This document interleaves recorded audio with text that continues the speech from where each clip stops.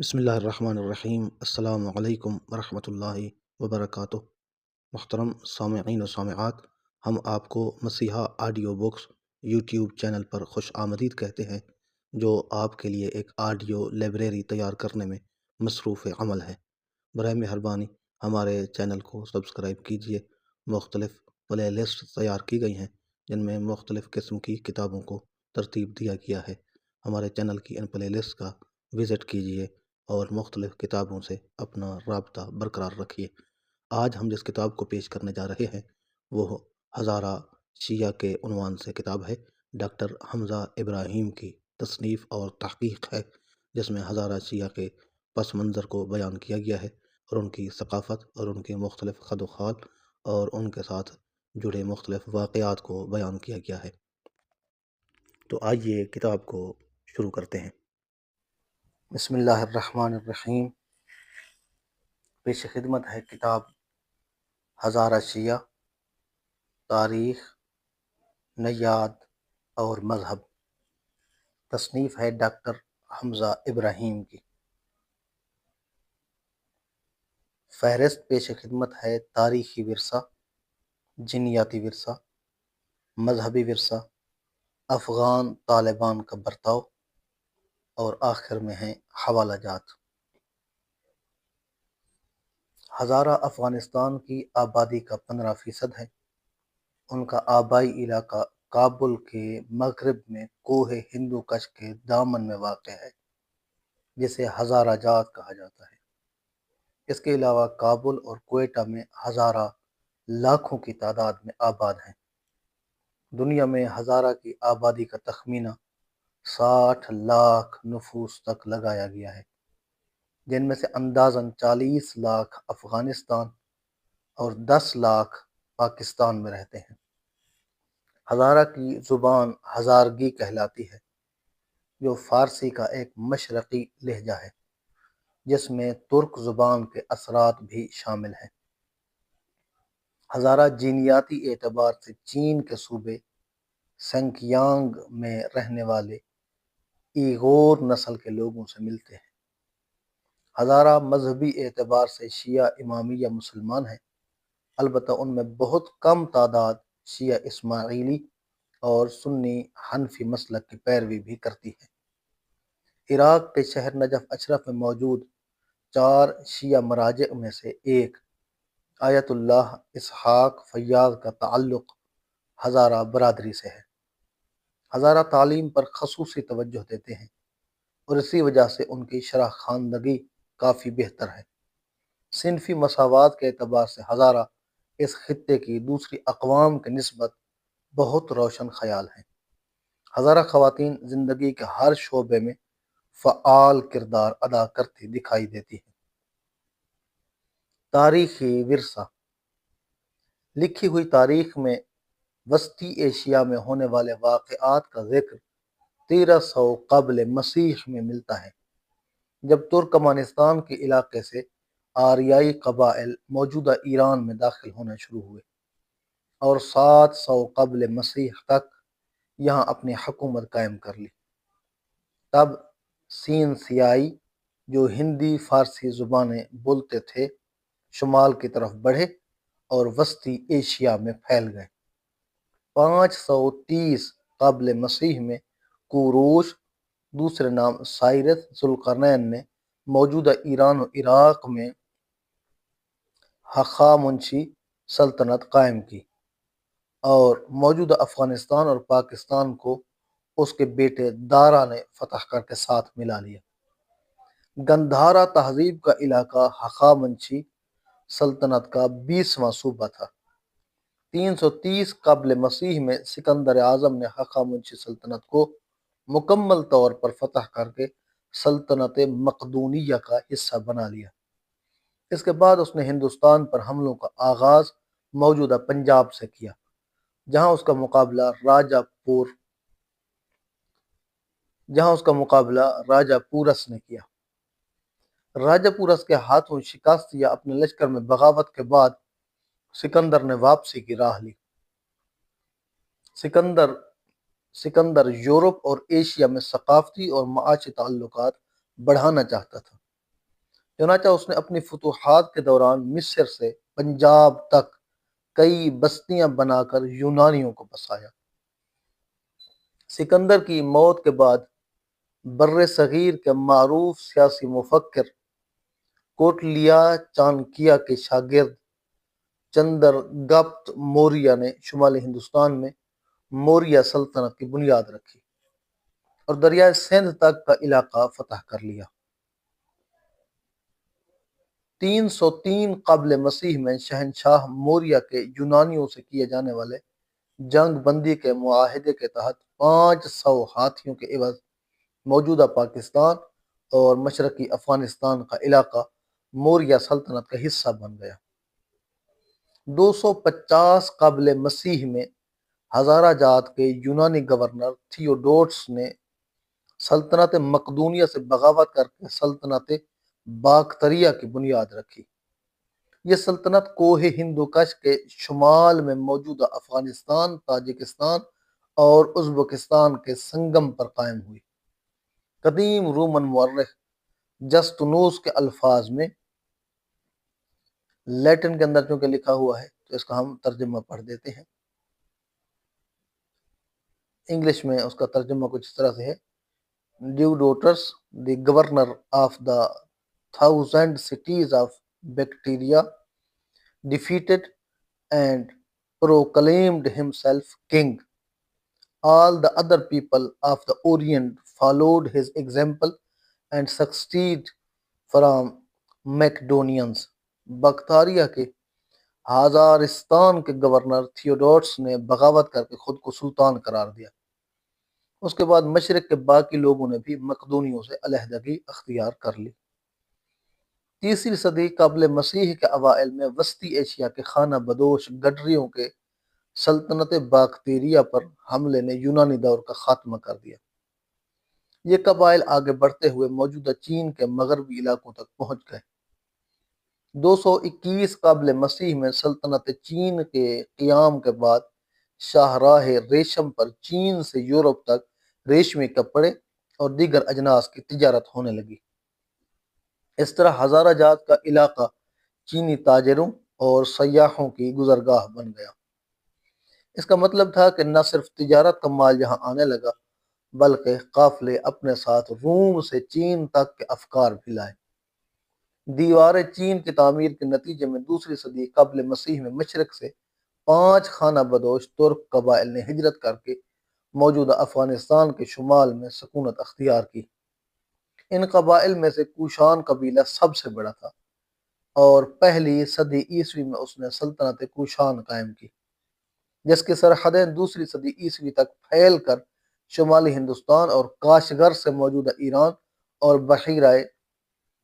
بحیرہ خزر تک پہنچ گئیں۔ 226 عیسوی میں ارد شیر نے ایران میں ساسانی سلطنت قائم کی۔ اس کے بیٹے شاپور نے موجودہ افغانستان اور پاکستان کا دریائے سندھ تک کا علاقہ فتح کر لیا۔ اسی دوران شمالی ہندوستان میں گپتا سلطنت قائم ہوئی جس نے برہمن تہذیب کو عروج بخشا۔ ساسانی سلطنت کی توجہ شروع سے ہی اپنی مغربی سرحد پر رومی سلطنت کے ساتھ مسابقت پر مرکوز رہی اور مشرقی علاقوں میں مختلف نیم آزاد ریاستیں قائم ہوتی رہیں جن میں بامیان کی ریاست بھی تھی۔ 5ویں صدی عیسوی میں شمال مشرق سے تاتاریوں نے حملے شروع کیے۔ انہوں نے اپنی مہم کے آغاز میں ہی باکتریہ پر حملہ کر کے کوشان اقتدار کا مکمل خاتمہ کر دیا اور شمالی ہندوستان میں گپتا سلطنت کو توڑ دیا۔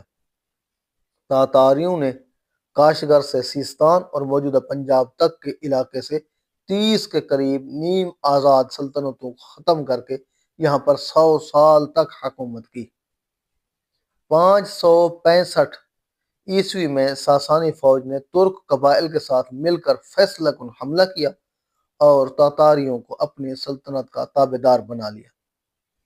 سن 632 عیسوی میں بامیان سے گزرنے والے چینی زائر و مؤرخ ہیون سنگ کے مطابق یہاں کی زبان کا رسم الخط باکتریہ کے دوسرے علاقوں بلخ، بخارا وغیرہ جیسا تھا، اور یہ لوگ جسمانی لحاظ سے بھی ان لوگوں سے ملتے جلتے تھے، لیکن ان کی بولی مختلف تھی۔ شاہراہ ریشم کا ایک اہم تجارتی مرکز ہونے کی وجہ سے بامیان کے باسیوں کا معیار زندگی پڑوسیوں سے بہتر تھا۔ 7ویں صدی عیسوی میں ساسانی سلطنت کے زوال کا آغاز 622 عیسوی میں رومی سلطنت کے ہاتھوں شکست اور 628 عیسوی میں خسرو پرویز کے قتل کے بعد شروع ہونے والی سیاسی رساکشی سے ہوا۔ 637 عیسوی میں قادسیہ کے مقام پر مسلم لشکر کے ہاتھوں شکست کے بعد پے در پے جنگیں ہارتے ہوئے 651 عیسوی تک اس سلطنت کا مکمل خاتمہ ہو گیا۔ حضرت علی علیہ السلام کے دور میں مسلم سلطنت کی سرحدیں خراسان اور غور کے علاقے تک پہنچ گئیں، مگر وسطی ایشیا کے باقی علاقے میں چھوٹی چھوٹی ترک سلطنتیں نمودار ہوئیں جو آپس میں سرحدی جھگڑوں میں مشغول رہیں۔ 8ویں صدی عیسوی میں موجودہ ترکمانستان کا علاقہ بغداد کے زیر حکومت آ گیا اور وسطی ایشیا میں نو مسلم صوفیاء نے اپنے سابقہ مذہب بدھ مت کے رنگ میں اسلام کی تبلیغ کا آغاز کر دیا۔ اس کے ساتھ ساتھ عرب مسلمانوں کو یہاں سے کاغذ بنانے کا ہنر سیکھنے کا موقع ملا اور عباسی خلیفہ مامون الرشید کے قائم کردہ دارالحکمہ میں یونانی اور ہندوستانی علوم کا ترجمہ ہونے لگا، جس سے مسلم دنیا میں علمی انقلاب آ گیا۔ 8ویں صدی عیسوی میں بامیان سے گزرنے والے کوریائی سیاح ہائی چو نے اپنے سفر نامے میں بامیان کو ایک آزاد مملکت بتایا ہے جس کا دفاع اتنا مضبوط تھا کہ پڑوسی ممالک اس پر حملہ کرنے کی ہمت نہیں کرتے تھے۔ اس کی ایک وجہ یہاں کا مشکل جغرافیہ اور سخت موسم بھی تھی۔ اس کے مطابق یہاں کے لوگ بدھ مت کے پیرو تھے اور آبادی کی اکثریت پہاڑوں میں رہتی تھی۔ یہاں کے لوگوں کی بولی پڑوسی اقوام کی بولی سے الگ تھی۔ 9ویں صدی عیسوی میں عباسی سلطنت کی گرفت کمزور پڑی اور وسطی ایشیا میں آزاد مسلم سلطنتیں قائم ہونے لگیں۔ موجودہ افغانستان کا بیشتر علاقہ 819 عیسوی میں بخارا میں قائم ہونے والی سامانی سلطنت کا حصہ تھا۔ سامانی سلطنت کا خاتمہ 990 عیسوی میں ترکوں کے ہاتھوں ہوا، جنہوں نے مذہبی طور پر تنگ نظر غزنوی سلطنت قائم کی، جس نے بامیان سے بدھ، گندھارا سے ہندو اور ملتان سے اسماعیلی شیعہ اقتدار کا خاتمہ کیا۔ 1186 عیسوی میں ایک اور ترک سلطان محمد غوری نے غزنوی سلطنت کو شکست دے کر دہلی سلطنت کی بنیاد رکھی۔ ترکوں نے وادی بامیان میں اپنا دارالحکومت ایک نئے شہر کو بنایا جو اب شہر غلغلہ کے نام سے جانا جاتا ہے۔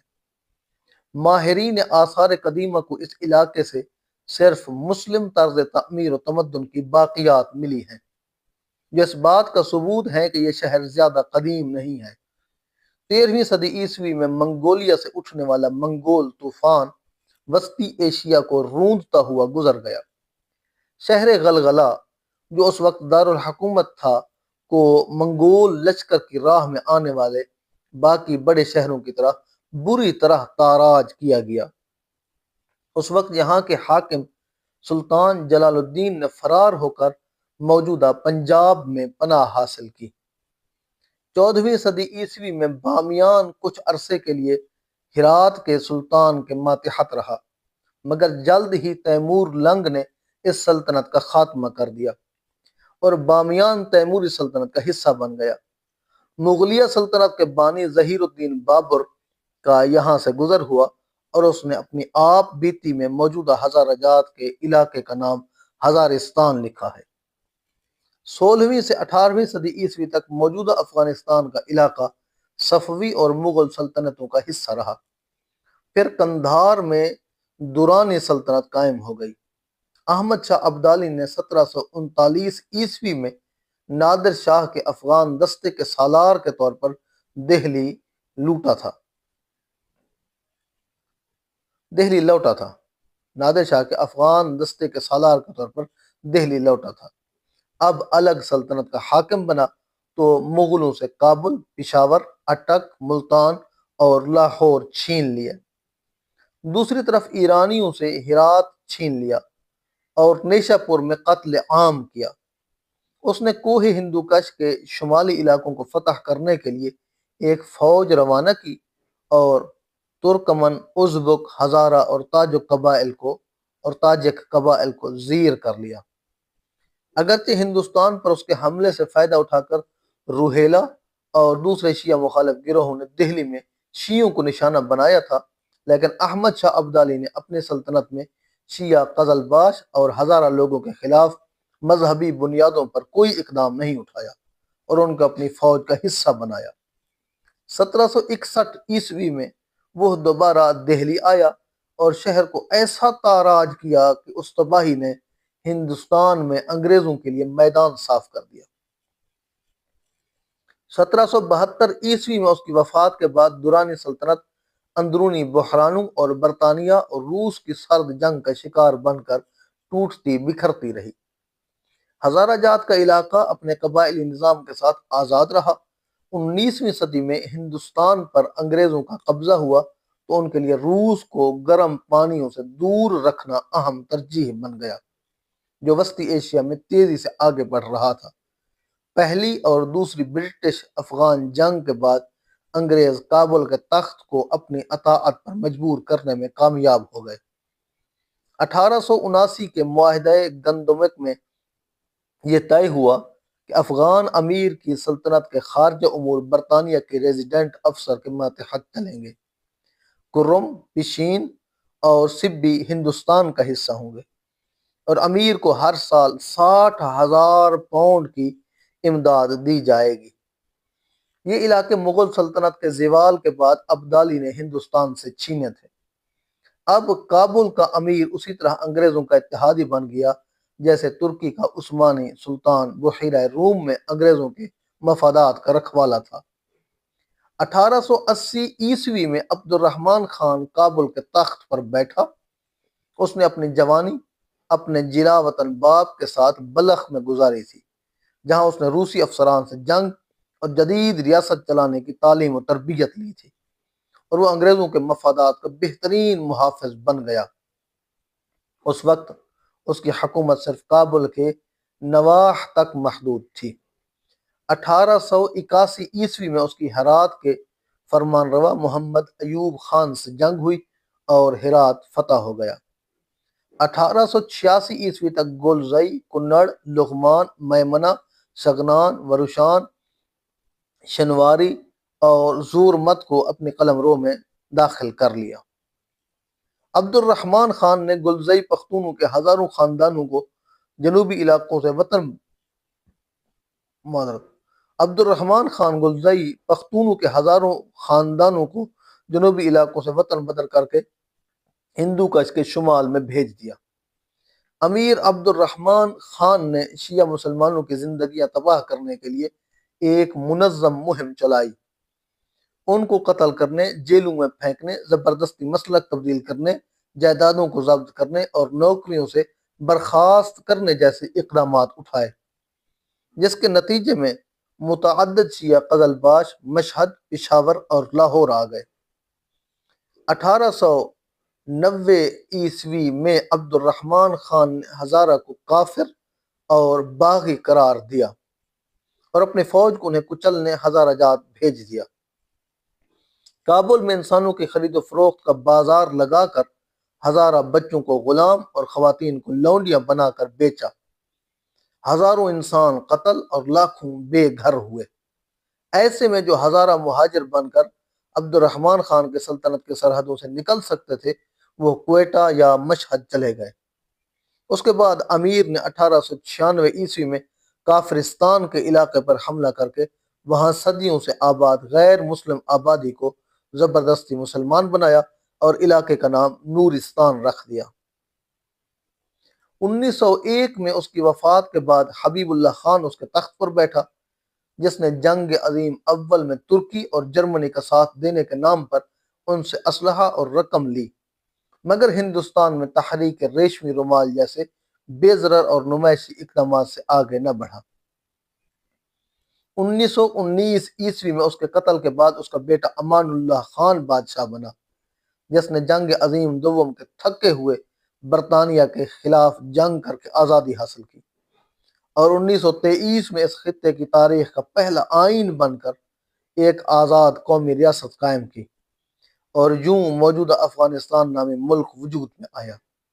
ایک سیکولر بادشاہ کے طور پر اس نے ہزارہ کو غلامی سے آزادی دی اور ان کے انسانی حقوق کو بحال کیا۔ اسی وجہ سے جب 1929 میں اس کے خلاف تکفیر علماء نے جہاد کا اعلان کر کے بچہ سکہ کے نام سے جانے والے ایک دیوانے کو کابل کے تخت پر بٹھایا تو ہزارہ جات کے باسیوں نے اس کے بھیجے ہوئے لشکر کو شکست دے کر بھگا دیا۔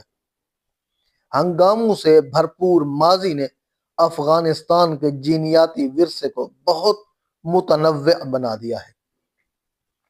جینیاتی ورثہ، انسانی ارتقاء اور جینیات کا علم ہمیں یہ بتاتا ہے کہ تقریباً 1,00,000 سال پہلے انسانوں کا ایک چھوٹا سا گروہ مشرقی افریقہ سے ہجرت کر کے مغربی ایشیا میں آیا اور ان کی اولاد اگلے ہزاروں سالوں میں دنیا بھر میں پھیل گئی۔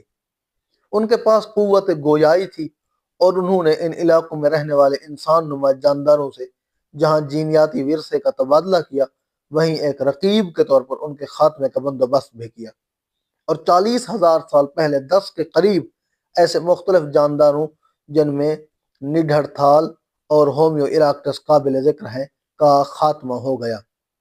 اس دوران انسانوں میں معمولی جینیاتی تبدیلیاں بھی رونما ہوتی رہیں جن کی وجہ سے مختلف نسلی گروہ سامنے آتے گئے۔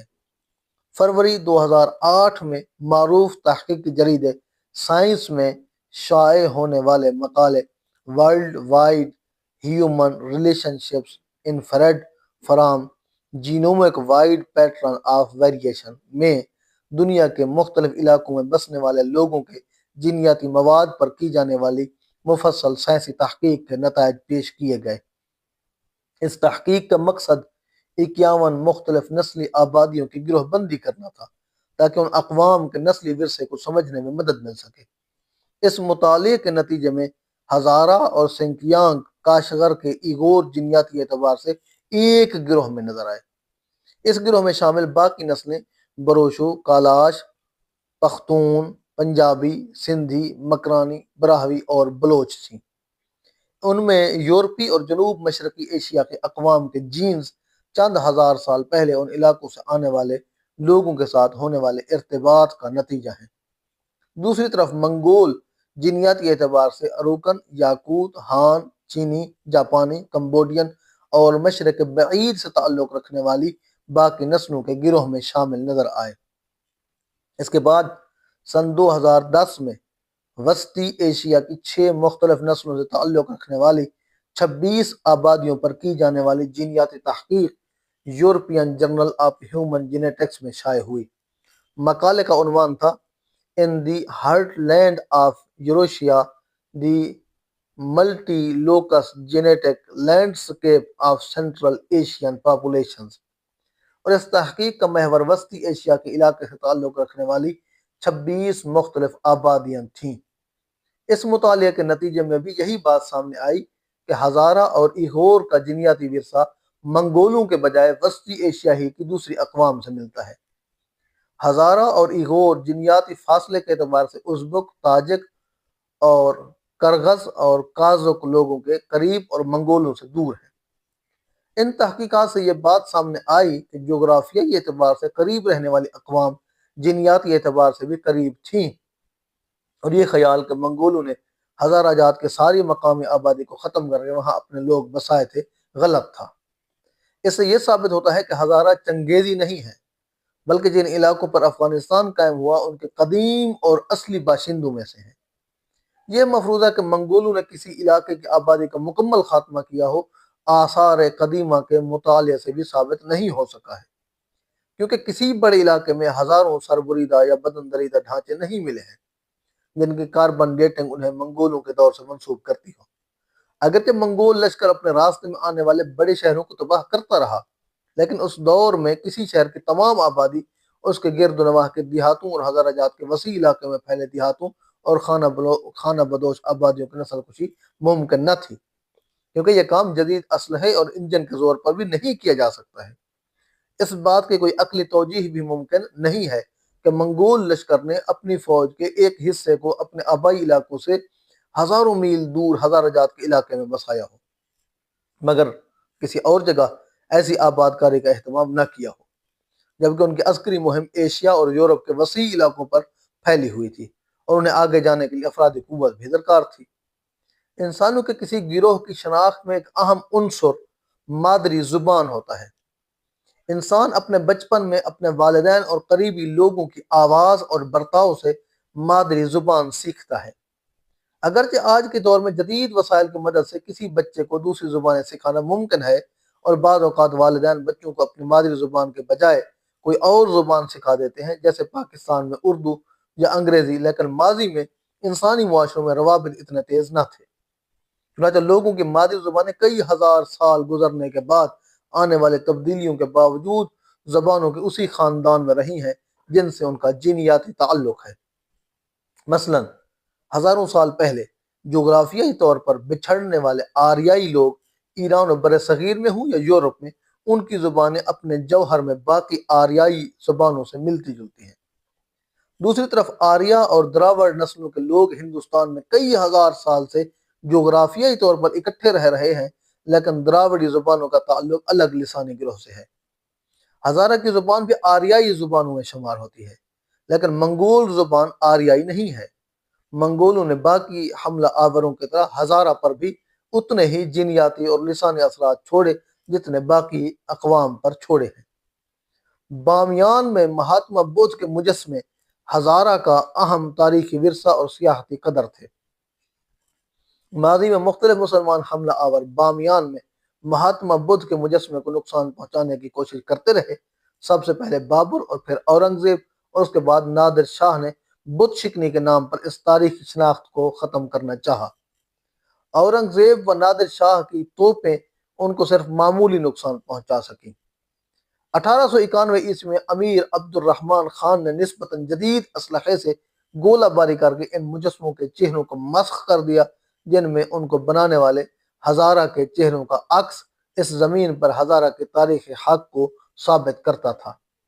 مارچ 2001 میں ملا عمر نے بارود نصب کروا کے دونوں مجسموں کو تباہ کر دیا۔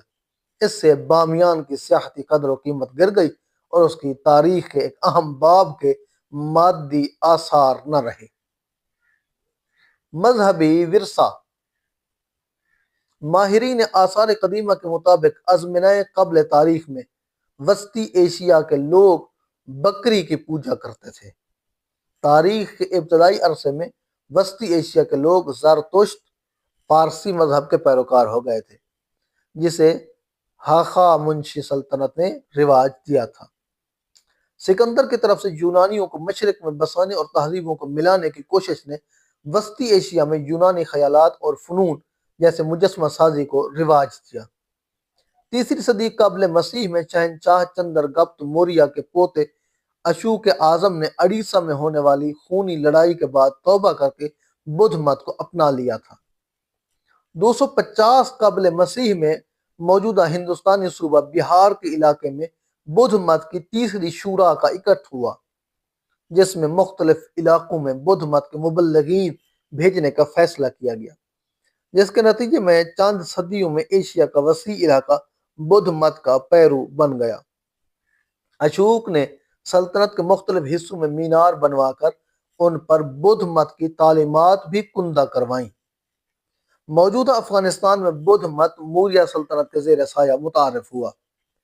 قندھار کے علاقے شہر کوہنا سے پتھر کے قطموں پر اشوک کے کئی فرامین ملے ہیں، جن میں سے ایک پر لکھی تحریر کا جو حصہ باقی بچا ہے اس کا ترجمہ یہ ہے: تقویٰ اور ضبط نفس ہر مسلک کی تعلیمات کا حصہ ہے۔ جو شخص اپنی زبان پر قابو رکھتا ہے وہ اپنے نفس کا حاکم ہے۔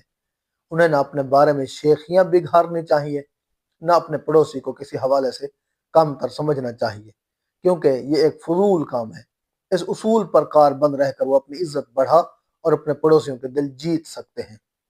ان اصولوں سے روگردانی کرنے والے اپنی عزت گنوا بیٹھتے ہیں اور پڑوسیوں کو اپنا دشمن بنا لیتے ہیں۔ اپنی بڑائی بیان کرنے اور اپنے ارد گرد کے لوگوں کو پست کہنے والے لوگ خود پرستی میں مبتلا ہیں، جو دوسروں کے مقابلے میں برتر دکھائی دینے کی کوشش میں اپنا ہی نقصان کر رہے ہیں۔ شائستہ یہی ہے کہ آپس میں عزت سے پیش آیا جائے اور ایک دوسرے سے سیکھا جائے۔ ہر معاملے میں دوسروں کی بات کو سمجھنے کے لیے تیار ہونا چاہیے اور دوسروں کو وہ بات سمجھانے کی کوشش بھی کرنی چاہیے جسے وہ سمجھ سکتے ہوں۔ وہ لوگ جو اس راہ پر قدم بڑھانے کی کوشش کرتے ہیں وہ یہ پیغام آگے پہنچانے میں کسی تردد کا شکار نہیں ہوں گے، یہاں تک کہ ہر طرف تقویٰ اور نیکی کا بول بالا ہو جائے۔ یہاں تک یہ عبارت ہندو مت کی، بدھ مت کی ختم ہوتی ہے۔ بادشاہ نے اپنی حکومت کی بادشاہ نے اپنی حکومت کے 8ویں سال قالین گاہ کو فتح کیا۔ 1.5 لاکھ انسان یا تو قیدی بنے یا بے دخل کیے گئے۔ 1 لاکھ لوگ قتل ہوئے اور اتنے ہی اس جنگ کے اثرات کی وجہ سے جان کی بازی ہار گئے۔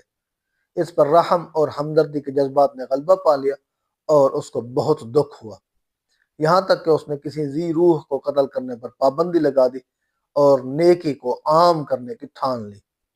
اسی دوران اس نے وہاں رہنے والے برہمنوں اور سرمنوں کی ریاضت کو ناپسندیدگی کی نگاہ سے دیکھا۔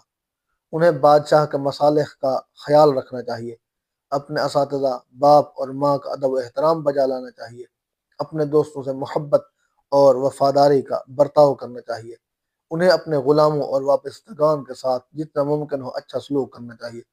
اگر وہاں مصروف کار افراد میں سے کوئی انتقال کر جائے یا بے دخل کیا گیا ہو اور دوسرے لوگ اس کو معمولی حادثہ سمجھیں تو یہ امر بادشاہ کو ناگوار گزرتا ہے، ان کے علاوہ دوسرے لوگوں میں ڈیش ڈیش۔ یہ فرمان 2 زبانوں آرامی اور یونانی میں لکھا گیا۔ آرامی زبان کو ہخامنشی سلطنت نے اور یونانی کو سلطنت مقدونیہ نے اس علاقے میں رواج دیا تھا۔ اسی قسم کے کتب جلال آباد اور ٹیکسلا میں بھی ملے ہیں جو آرامی اور سنسکرت زبان میں لکھے گئے تھے۔ یہاں مسلک سے مراد بدھ مت کے مختلف فرقے ہیں۔ قالین گاہ یعنی موجودہ اڑیسہ کی فتح کے ذکر میں لاکھ کا ہندسہ مبالغے کے لیے استعمال ہوا ہے، ورنہ اس زمانے میں ہندوستان کی مجموعی آبادی ہی چند لاکھ نفوس پر مشتمل تھی۔ یہاں ایک اہم نقطہ یہ ہے کہ اخلاقیات اور اچھے کردار کو خدا پرستی سے مشروط نہیں کیا گیا۔ اس کی وجہ یہ ہے کہ بدھ مت میں دیوتا یا معبود کا کوئی تصور نہیں ہے۔ اسی طرح آخرت، قیامت اور عالم بالا کا بھی کوئی تصور نہیں ہے۔ اس کے بجائے وہ تناسخ یعنی دوسرے جنم پر یقین رکھتے ہیں۔ چنانچہ اخلاقیات کا مقصد خدا کی خوشنودی کا حصول نہیں بلکہ مادی زندگی کے معیار کو بلند کرنا ہے۔ اسی طرح بدھ کو خدا کا بھیجا ہوا پیامبر نہیں بلکہ ایک روشن ضمیر انسان مہاتما مانا جاتا ہے۔ اگرچہ اشوک کی وفات کے بعد موریہ سلطنت زوال کا شکار ہو گئی، لیکن ایشیا میں بدھ مت تیزی سے پھیلتا رہا۔ 1 صدی عیسوی میں قائم ہونے والی سلطنت کوشان اور شاہراہ ریشم پر ہونے والی تجارت نے بدھ مت کے پیغام کو بحیرہ خاصر سے چین و جاپان تک پھیلانے میں اہم کردار ادا کیا۔ 2 صدی عیسوی میں بدھ مت کے رہنماؤں کی چوتھی شورا کشمیر میں طلب کی گئی، جس کی سربراہی کوشان شہنشاہ کنشک نے کی۔ اس شورا نے بدھ مت کے کئی نئے مسالک کو رسمی طور پر قبول کیا اور وسطی ایشیا میں بدھ مذہب کو عام کرنے کا منصوبہ بنایا۔ بامیان و کابل کا علاقہ بدھ مت کے پیروکاروں کا روحانی و تخلیقی مرکز بن گیا۔ گندھارا کے فن پارے ایک معنوی کہکشاں کی موجودگی کا پتہ دیتے ہیں۔ کوشان سلطنت کے زوال کے بعد ساسانیوں نے وسطی ایشیا میں دوبارہ زرتشت مذہب کو رواج دیا اور بدھ مت کے بارے میں مختلف نیم آزاد سلطنتوں کا رویہ مختلف رہا۔ باقی علاقوں میں بدھ مت زوال کا شکار ہو گیا، لیکن بامیان اور وادی سندھ میں بدھ مت کی شمع پوری آب و تاب سے جلتی رہی۔ ماہرین آثار قدیمہ کے مطابق بامیان میں پہاڑ کو تراش کر بنائے گئے مہاتما بدھ کے معروف مجسمے 3 اور 5 صدی عیسوی میں بنائے گئے۔ ان کو تراشنے کا مقصد پوجنا نہیں بلکہ مہاتما بدھ کو خراج تحسین پیش کرنا تھا۔ سن 400 میں بامیان یا کاشغر سے چینی بدھ صوفی فاہیان کا گزر ہوا۔ اس نے بادشاہ کے دربار میں منعقد ہونے والی ایک مذہبی تقریب میں 1000 کے قریب بدھ صوفیاء کی شرکت کا ذکر کیا ہے۔ اگرچہ علم ہمیشہ آگے بڑھتا ہے لیکن انسانی تاریخ ہمیشہ آگے نہیں بڑھتی۔ 430 میں تاتاروں کے حملے کے آغاز اور 484 میں ساسانی فوج کی حتمی شکست کے بعد 100 سال تک سابقہ سلطنت کوشان کے علاقے پر تاتار اقتدار سلطنت کوشان کی تہذیب پروری کے برعکس وحشت اور جہالت کا راج ثابت ہوا۔ انہوں نے اپنے زیر تسلط علاقے میں بدھ مت کا بڑی حد تک خاتمہ کر دیا، لیکن 565 عیسوی میں ساسانیوں کے فیصلہ کن حملے اور تاتار اقتدار کے خاتمے کے بعد بامیان پر ایک آزاد سلطنت قائم ہوئی۔ گندھارا میں برہمنوں نے تاتاروں کے ساتھ تعاون کیا تھا اور ان کے اقتدار کے خاتمے کے بعد یہاں برہمن اقتدار دوبارہ سے قائم ہو گیا، لیکن چونکہ برہمن ذات پات پر یقین رکھتے تھے اور اپنے مذہب میں کسی دوسری ذات کے لوگوں کو شامل کرنے کے قائل نہ تھے، لہذا عوام کی اکثریت بدھ مت ہی کی پیروکار رہی۔ سن 632 عیسوی میں بامیان سے گزرنے والے بدھ سالک اور مورخ ہیون سانگ نے یہاں بدھ مت کے ہزاروں پیروکاروں، 10 معبدوں اور پہاڑ میں بنائے گئے مہاتما بدھ کے کئی فٹ بلند مجسموں کی موجودگی کا ذکر کیا ہے۔ اس کی روزات سے یہ بھی ظاہر ہوتا ہے کہ یہ شہر دوبارہ ایک تجارتی مرکز بن چکا تھا اور یہاں پڑھنے لکھنے والے لوگ بھی موجود تھے۔ موجودہ افغانستان میں اسلام حضرت علی علیہ السلام کے دور میں آیا، جب غوری قبائل کے سربراہ مہاوی سوری نے ایک وفد کے ہمراہ کوفہ کا دورہ کیا اور حضرت علی علیہ السلام کے ہاتھ پر بیعت کی۔ طبری نے اس حوالے سے 2 روایات بیان کی ہیں۔ پہلی روایت میں وہ ابو جعفر سے نقل کرتے ہیں کہ جنگ صفین کے دوران مہاوی حضرت علی سے ملنے آئے اور امن معاہدہ کرنے کے بعد خراسان واپس لوٹ گئے۔ دوسری روایت میں ابن اسحاق سے نقل کرتے ہیں کہ مرو کے گورنر مہاوی جنگ جمل کے بعد حضرت علی سے ملنے آئے اور حضرت علی نے مرو میں موجود مسلمان لشکر کے سالار کے نام خاتم حمد و ثنا کے بعد لکھا: غور کے والی مہاوی سے میری ملاقات ہوئی ہے اور میں اس سے راضی ہوں۔ یہ خط 36 ہجری میں لکھا گیا۔ خراسان کے لوگ محب اہل بیت تھے۔ جب بنی امیہ کی حکومت میں تمام علاقوں میں حضرت علی علیہ السلام کو گالیاں دینے کا حکم دیا گیا تو یہ واحد خطہ تھا جہاں کے لوگوں نے اس حکم کو ماننے سے انکار کر دیا۔ بعد میں بنی امیہ کے زوال میں اسی خطے سے اٹھنے والے ابو مسلم خراسانی نے اہم ترین کردار ادا کیا۔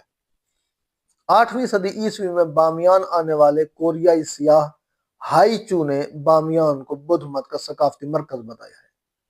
البتہ 10ویں صدی عیسوی کے دوران وسطی ایشیا میں اسماعیلی شیعہ داعی بہت متحرک تھے اور انہوں نے ہزاروں علاقوں میں شیعہ اسلام کی اسماعیلی شاخ کے منظم فروغ میں کلیدی کردار ادا کیا۔ موجودہ افغانستان کے علاقوں میں پہلی اسماعیلی تبلیغی مہم غیاث نامی ایک اسماعیلی داعی کے 9ویں صدی عیسوی کے آخر میں فارس سے بالا مرغاب کے علاقے میں آنے سے شروع ہوئی۔ بعد میں ناصر خسرو نے اسماعیلی دعوت کو خراسان میں منظم کیا، جس کے آثار آج تک باقی ہیں۔ ناصر خسرو یہاں کی بولی ہزارگی دری کے شاعر اور نثر نگار بھی تھے۔ بامیان سے بدھ مت سلطنت کا خاتمہ 11ویں صدی عیسوی میں غزنوی سلطنت کے ہاتھوں ہوا، جو پورے چھد و مد سے سنی حنفی اسلام کو پھیلانے کی کوشش کر رہے تھے۔ اس سیاسی غلبے نے شمالی ہندوستان کی طرح یہاں بھی اسلام کے فروغ میں کردار ادا کیا۔ ڈاکٹر مبارک علی لکھتے ہیں: ہندوستان میں اسلام سیاسی حکومت قائم ہونے کے بعد پھیلا۔ لوگ اس لیے مسلمان ہوئے کہ اپنی جاگیریں اور مراعات کو محفوظ کر لیں، یا اس لیے کہ انہیں حکومت کی ملازمتیں مل جائیں۔ نچلی ذات کے لوگ اس امید پر مسلمان ہوئے کہ شاید نئے معاشرے میں انہیں سماجی طور پر عزت مل جائے۔ کچھ لوگ اسلامی تعلیمات سے متاثر ہو کر بھی مسلمان ہوئے۔ یہ بھی دستور تھا کہ اگر سیاسی قیدی مذہب بدل لیتے تو انہیں معافی دے دی جاتی تھی۔ اس لیے مقامی آبادی آہستہ آہستہ کافی تعداد میں مسلمان ہوئی۔ سندھ میں اسلام پھیلنے کی وجہ یہ تھی کہ یہاں مسلمانوں کی آمد کے وقت اکثریت بدھ مت کی ماننے والی تھی۔ بدھ مت ایک فلسفیانہ طرز کا مذہب ہے جس میں وسعت و کشادگی اور رواداری ہے۔ اس کے مقابلے میں شمالی ہندوستان میں ہندو مذہب کا زور تھا، جسے صدیوں کی روایات نے انتہائی پختہ بنا دیا تھا۔ سندھ اور شمالی ہندوستان میں ایک فرق یہ بھی تھا کہ سندھ میں قبائلی نظام تھا اور برہمن ذات کو غلبہ حاصل نہیں تھا۔ اس لیے جب قبیلے کا سردار مسلمان ہو جاتا تو پورا قبیلہ اسلام قبول کر لیتا تھا۔ 1306 عیسوی میں ہلاکو خان کے پڑ پوتے غزن خان نے شہزادوں سمیت اسلام قبول کر لیا۔ وہ شیعہ اسلام میں کافی دلچسپی رکھتا تھا اور ائمہ اہل بیت کے مزارات کی زیارت کرنے جایا کرتا تھا۔ اس کے بعد اس کے بیٹے الجائتو نے بھی اس علاقے میں شیعت کی سرپرستی کی۔ ہزارہ قبائل کا شیعہ اسلام کی جانب مائل ہونا غزن خان کے زمانے سے شروع ہوا اور یہ سلسلہ شاہ عباس صفوی کے دور میں مکمل ہوا۔ پشتون اور سنی امیروں کی حکومت میں ہزارہ اثنا عشری اور اسماعیلیوں کو جبر و ستم کا سامنا کرنا پڑا تھا۔ امیر عبد الرحمن خان نے 1891 عیسوی سے 1893 کے دوران اور افغان طالبان نے اپنے دور حکومت میں افغانستان کے شیعہ ہزارہ آبادی کو بدترین مظالم کا نشانہ بنایا۔ افغان طالبان کا برتاؤ۔ افغان طالبان کے برتاؤ کے بارے میں احمد رشید نے اپنی کتاب طالبان بامیان پر ہونے والے حملے کی روداد لکھی ہے۔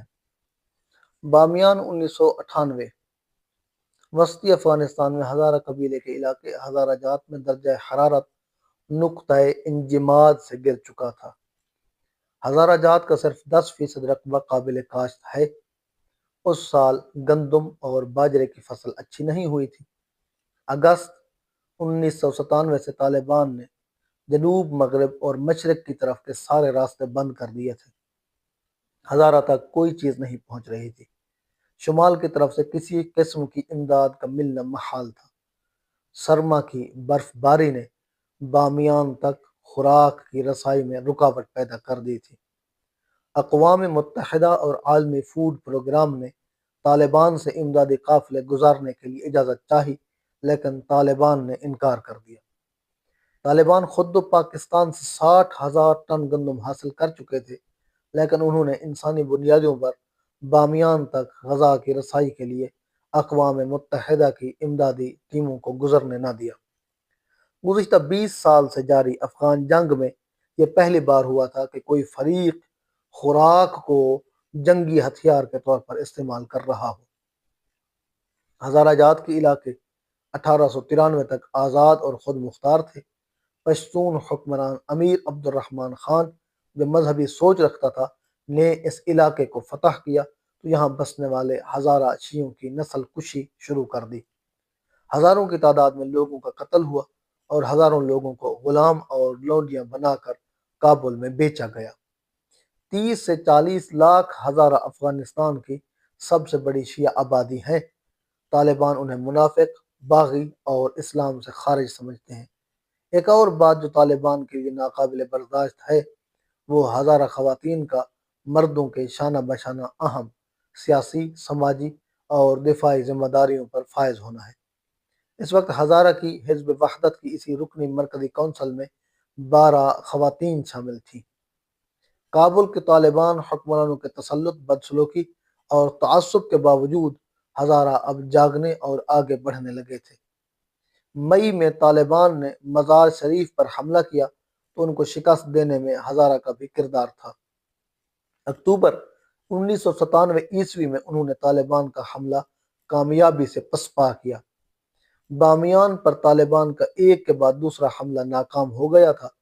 ہزارہ نے محسوس کیا تھا کہ ان کی پشت پر کوہ ہندو کش اور سامنے طالبان تھے جن کا مددگار پاکستان تھا۔ ان کے پاس ڈٹ جانے کے سوا کوئی راستہ بھی نہیں تھا۔ طالبان نے کابل میں اسلامی قوانین کا نفاذ کیا جس کی عالمی سطح پر بہت مذمت ہوئی۔ اعضاء کاٹ ڈالنا، کوڑے مارنا، عورتوں کو سنگسار کرنا کابل اور قندھار کا معمول بن چکا تھا۔ طالبان نے داڑھیوں کا سائز متعین کیا، کوئی شخص اس سے کم سائز کی داڑھی نہیں رکھ سکتا تھا۔ نو مولود بچوں کے نام کے انتخاب میں طالبان سے منظوری لینا ہوتی تھی۔